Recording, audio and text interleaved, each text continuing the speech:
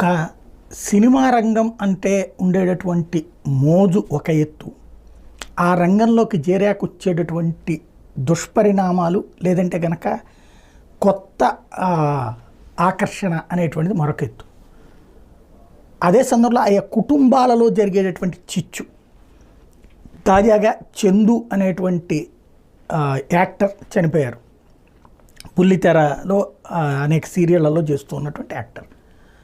తనకి సంబంధించిన వార్త చూస్తే వాళ్ళ పొద్దున వాళ్ళ కుటుంబాన్ని చూస్తే జాలేసిందనమాట. ఎందుకంటే ఇతను ఒక పవిత్ర అనేటువంటి అందులోనే నటి ఒక అమ్మాయితో 6 ఏళ్లుగా సహజీవనం చేస్తున్నాడట. తన భార్య ఒక అమ్మాయిని ఆల్రెడీ పెళ్లి చేసుకున్నాడు, బిడ్డలు కూడా ఉన్నారు. కానీ వాళ్ళని వదిలేసి ఈ అమ్మాయితో ఉంటున్నాడు. అది ఒక ఎత్తు.